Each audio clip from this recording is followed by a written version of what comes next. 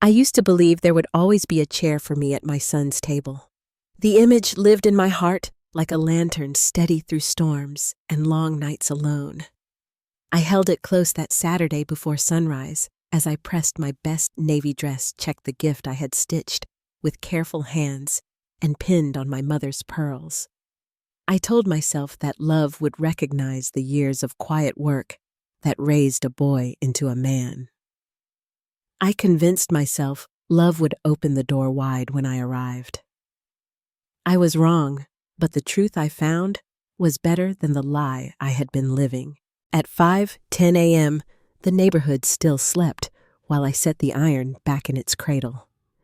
15 years had passed since my husband Curtis left this earth in a work accident, and in every year since I had risen before dawn to take in orders run a needle along a living seam and hold the house together. Ethan, my only child, would marry today at First Metropolitan Baptist Church. I had saved for months to buy that dress. The gift in my bag was a set of hand-embroidered sheets, ivory cotton, our family's tiny flower stitched along the hem, and the couple's initials braided in a way I learned from my grandmother. I had planned this day down to the minute, but water has a way of ignoring plans. A main pipe burst on Clover Lane before sunrise and turned the avenue into a river. Firefighters shouted directions, neighbors leaned from porches, and my friend Delia called down from her window that the road was closed. In heels. I walked block after block until a taxi took pity on me and crawled along the rim of the city. When we reached the church, I saw confetti on the steps, petals in the air, the slick of joy that tells you a ceremony has just ended. I followed the sound of laughter to the back garden and stopped behind a bougainvillea where bridesmaids drifted in and out of the light. That was where I heard my daughter-in-law Tasha with her friends Kendra and Candace. Thank goodness she missed the whole ceremony. You know how she is always with her sad stories, always reminding everyone she does not have money. Better that she shows up now. Kendra laughed and called mothers-in-law professional victims. Candace said it was mercy that I had not come in some old outfit because no one wanted poor mother-in-law drama today. Their words did not break me. They cooled me like a storm slipping down the spine. I touched the pearls at my ears and pressed the tremble out of my voice. Then I walked in through the front doors with my back straight and a smile that did not belong to anyone but me. Ethan ran to me with his arms wide and worry in his face. "Mom, I thought something terrible had happened." I told him about the pipe, kissed his chin like I did when he was a boy, and wished them both God's blessing. Tasha's smile was tight, her voice sweet and sharp at once. "What a shame you missed it," she said. It was beautiful. In that ballroom, the music rose and rose, but somehow I felt far away, as if a pane of glass had been lowered around my chair. My sister-in-law Simone introduced me as Ethan's mom, then steered conversations away when people asked about my work. My nieces, who once flocked to my stories, waved politely and drifted off. The main table was a constellation of bright friends, talk of investments and travel and restaurants I had never tried. I had never begrudged anyone their shine, but I could feel the distance like a tide. When gifts were opened, the expensive ones brought applause and phones came out for pictures. When Ethan unwrapped my sheets, Tasha lifted them with 2 fingers and said, "Thank you, Mother Pierrot," then slid them under the table among the small parcels. 60 nights of embroidery disappeared without ceremony. I smiled. I kept my seat. But inside, something aligned. The words in the garden were not a slip of a young woman on a nervous day. They were a window. Through it, I could see exactly where I stood in this new world they were building, not as a pillar, not as a guest of honor, but as a relic that made people uncomfortable because it remembered what love had cost. At 11:00 p.m., the dance floor swam with light and the young shone in their joy. I waited for Ethan to pull me into a song the way he had at every birthday and barbecue since he could walk, but he never turned. I kissed them both goodnight and left before the last toast. In the cab, I watched the city slide by my hands flat on the box that once held the sheets and now felt strangely light. When I reached my small kitchen after midnight, I set the box on the table and sat in my rocking chair with the night around me. I thought about the years of double shifts to keep Ethan in a school where he could grow the Sunday dinners I cooked so he could court Tasha with a table full of love, the slow gifts I gave from my savings so they could build a place of their own. I had measured motherhood by what I could carry and how quietly I could carry it. Tonight, the quiet began to feel like erasure. In the days that followed, I ran a small experiment in silence. I did not call, did not text good morning or good night, did not offer a pan of cornbread on a Sunday or a ride or a stitch. I wanted to see if my absence would make a sound. 8 days later, Ethan called to ask if I could embroider initials on new shirts for work. He did not notice I had been quiet. He did not ask how I was. I said yes because I know how to say yes, but as needle met cloth that night, another kind of plan threaded itself through my mind. Not a loud one, not a plan of revenge, a plan to stop being invisible to myself. The shirts came out clean and elegant, each letter lifted with a little shine, but with every stitch, I felt myself pulling away from the old rhythm. When Tasha called 3 weeks after the wedding with a delicate voice to invite me to a ladies' lunch at her parents' house in Buckhead, I heard the shape of it clearly. A gesture that looked like inclusion, but was really management. I baked a coconut custard pie because kindness lives in my hands, whether or not anyone notices, then rode a bus across town and walked up a driveway that curved like a bracelet around a perfect lawn. Brenda and Marcus greeted me with careful smiles. The table was beautiful, and the silver whispered when we lifted it, and the conversation floated above me like steam. They spoke of flights to Paris, a chef in Charleston, a fund that did very well in the last quarter. When I added a story about a bride who came to me with her grandmother's veil and asked me to repair the lace, the room cooled, then tilted back toward restaurants and plans I could not touch. In the kitchen, while I rinsed dessert plates because I do not know how to sit idle when work is nearby, I heard Brenda speak in a low voice to Tasha. She is very hardworking. You can tell she comes from a different background. I hope Ethan finds a way to keep family obligations from getting in the way of the life he is building. Tasha answered with a tone I knew too well. It is complicated, but Ethan understands his responsibilities now. I dried my hands on a towel and returned to the table with a steady smile. The pie had been a success, people said as much, yet I felt like a baker who had arrived with sweets to a party where no one was hungry. A week later, Ethan appeared at my door close to 5:30 p.m., the hour when the sun turns the living room warm and kind. "Mom, we need to talk." He sat in the armchair where he used to do algebra ankles, crossed palms on his knees, a posture I recognized as practiced. "We want to have children soon. We are careful about our finances and the image we present. Sometimes your stories about money and raising me alone make people uncomfortable." He paused, as if expecting the air to soften the words. "It would be better if you came to fewer of our gatherings. We can still have lunches, just the two of us. The social things are different." I heard him clearly. This was not cruelty. It was curation.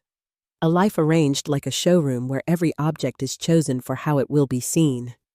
I asked a single question. "Is this what you want, or what you are afraid other people will think?" He did not answer. He looked at his hands. That was enough. I told him I understood. I walked him to the door. He kissed my cheek with relief that smelled like cologne. That night, I did not cry. I opened the cabinets where I kept company dishes and returned them to the high shelf. I pulled the extra chairs away from the dining table and lined them along the wall. I turned the guest room into a studio, put my sewing machine by the window, and laid my best scissors on a felt mat. I felt like a woman who has been holding her breath and finally lets it go in a clean, long exhale. In the morning, I called the community center and asked about computer classes. The clerk said a new session began on Thursday at 9:00 a.m. I wrote it on a card and stuck it to the fridge. I walked to my bank, opened a separate account with half my pension, and marked it only for me. I gave names to the rest. Household and emergency cushion and a small envelope labeled pleasure. The teller smiled at the label as if I had said something brave. I still loved my son. Love did not fall away. What fell away was the idea that my love had to arrive folded and silent. On Sunday, I went to Mass at 8:30 a.m. and lit a candle for Curtis. On the steps, I met Beatrice, who patted my arm and asked after Ethan. "He is well," I said, "and I am learning to be well without waiting for his plans." She nodded as if I had translated a phrase that had taken her years to understand. That afternoon, I did a small thing that felt large. I took the sheets that had been dismissed and washed them with lavender, pressed them smooth, and put them on my own bed. Those threads were hours of my life. They belonged under my rested body, not under a table. On Tuesday, Tasha called with a bright tone that clicked at the edges. "My mother wants to host a lunch for us on Saturday. Just ladies, will you come?" I paused, then told the truth. "I have plans. Computer class in the morning and a visit to the market for thread in the afternoon." "Perhaps another time." The surprise in her silence fluttered like a curtain when a window opens. For years, my yes had been the softest fabric in any room. It was time to see what my no could hold. Later, Ethan called to ask if I was unwell. "No, son. I am occupied." His breath shifted. "What are you doing?" "I am learning new things," I said. I did not offer to change my schedule. I did not explain beyond what respect required. After we hung up, I sat with the quiet and realized it was not empty. It was full of me. Thursday arrived tender and new. In the computer lab, I met women with silver hair and sharp eyes, widows and grandmothers and friends who had put their lives on pause so long they forgot where they left the remote. We laughed at our fingers on the keys, talked about email and searches, and the small miracles a machine can make, like bringing a voice across a country in a minute. At lunch, beneath a sycamore, a woman named Gloria said something I wrote later on a card. "Stop asking for permission to live your own life." In the afternoon, I walked through the San Juan market and bought threads in colors I had denied myself for years. Cobalt marigold, the deep red of a ripe plum. When I paid, the clerk wrapped the spools like candy and wished me good work. At 7:00 p.m., Ethan called with a favor. "Simone needed a sitter on Saturday. Could I come by in the evening?" For a long time, I had been the answer that required no thought. A yes shaped like a mother waiting by the phone. I took a breath and let it go slow. "I cannot this time.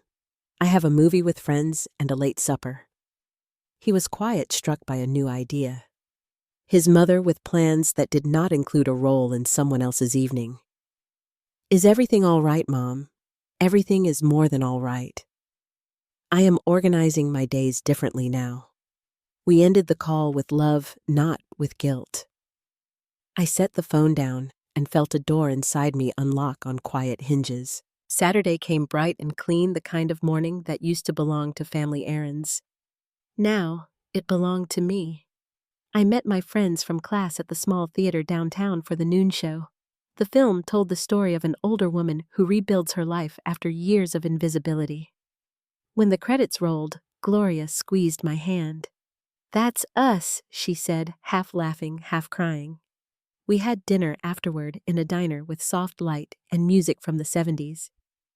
We spoke about books, travel recipes, and things we wanted to do before the year ended. No one asked who we were cooking for or waiting on. I came home at 10:00 p.m., tired in a good way, my cheeks flushed from laughter I hadn't known was still in me. The next morning, while watering the flowers on my porch, my neighbor Delea leaned over the fence. "Haven't seen Ethan in a while." "Everything okay?" she asked. "Perfectly fine," I said. "He's busy and I'm keeping busy too." She looked surprised, then smiled. "You sound peaceful, honey." "I am." It was true. My days had a rhythm that didn't depend on anyone else's steps. The following Monday, I sat at my desk, the old sewing table reborn, and wrote a list of what I wanted from the rest of my life. It was the first list that didn't include another person's name. Learn computers well enough to write emails and maybe stories. Visit my sister Maya in Charleston and stay as long as I please. Take an advanced embroidery class. Buy new clothes because I like them, not because they look appropriate. Go to the movies alone without apology. Each line felt like a breath drawn deep into lungs that had forgotten their full capacity. I began crossing items off that very week. I called Maya, who screamed with joy at the news of my visit. I bought bright blouses and a small suitcase. At the bank, I adjusted my pension into 4 envelopes home savings emergency pleasure. For the first time in 40 years, pleasure had a budget. When I told Gloria and the others at our next class, they cheered. "That's what freedom looks like," she said. On the Friday before my trip, Ethan called. "Mom, Tasha, and I want to organize a family dinner next weekend. Can you come?" I told him gently that I couldn't promise. I was leaving town for a while to see Maya. He paused. "You're going away. For how long? As long as it feels right." The silence on the line was thick. Then came his uncertain laugh. "Okay, Mom. Have fun. Call us when you're back." I could tell he was still learning the new shape of me. Charleston greeted me with warm salt air and the sound of gulls. Maya's porch looked the same as it had 20 years earlier, but when she hugged me, she whispered, "You look different, lighter somehow." We stayed up talking until 1 a.m. about childhood, about Curtis, about how women our age start living differently once we realize no one's clock is running but our own. During that week, we walked along the harbor, visited artisans who wove sweetgrass baskets and shared quiet breakfasts with no schedule pressing in. On the 5th day, as we sat watching the water, my phone rang. Ethan again. "Mom, Tasha's planning that dinner. When will you be back?" "I'm not sure, son. Tell her to enjoy it without me. You're really staying longer." "Yes, I'm happy here." He sighed, confused but not angry. I hung up and looked out over the water. For the first time, the horizon belonged to me. I extended my stay another week. Maya and I took a short trip to Savannah and laughed like girls half our age. The world seemed bigger and gentler when I wasn't worrying about being needed. One afternoon, while shopping for fabric, I received a message from Tasha Mother Pierrel. "We hope you're safe. Ethan worries since you've never been away this long." I replied simply, "I'm fine, enjoying time with my sister. Please tell him not to worry. He has a full life of his own." That was the first time I wrote those words and truly believed them. When I finally returned home, I unpacked slowly, cooked a simple meal, and took a long bath. My answering machine blinked with messages from Ethan, but I didn't rush to call back. I waited until I was ready, until my skin was warm and my hair wrapped in a towel. I called, told him I was home and happy, and that we'd talk tomorrow. There was surprise again, then laughter. "All right, Mom. Rest well." For once, it was me ending the call first. 2 months passed in the quiet rhythm of my choosing. I walked each morning in the park, joined a new embroidery circle, and began helping teach beginners at the art center. My teacher, Carmen, said I had patience and skill perfect for instruction. When she asked if I'd lead a Saturday workshop for ladies who wanted to learn folk embroidery, I said yes without hesitation. It would be my first paid teaching job in my life, not out of need, but out of joy. That night, I celebrated with tea and silence. Ethan called again a few days later, his tone softer than I remembered. "Mom, Tasha, and I want to take you somewhere this Sunday. A textile artist's studio downtown. You'll love it." My heart warmed. When they picked me up at 10 a.m., I wore one of my new blouses. The artist, a man named Arturo, asked about my embroidery background, and before long, I was explaining techniques he hadn't heard of. Ethan and Tasha listened proud, maybe even astonished. On the drive home, Tasha said, "I never realized how much you know. You should teach." I smiled. I already am. That evening, I sat on my porch with the sunset catching the edges of my plants and thought about how far I'd come. The woman who once stood outside a wedding hiding behind a tree had found a place in the world that required no invitation. My son and his wife no longer looked at me with embarrassment, but with respect. And I no longer needed their approval to feel whole. Sometimes love doesn't vanish. It just changes address. Mine had moved from their house back into my own heart, where it belonged all along. I had learned that being needed is not the same as being valued, and that peace comes not from being central to someone else's story, but from living fully in your own. If this story touched you, please like, share, and leave a comment below. Don't forget to subscribe for more heartfelt life stories like this one. See you in the next story.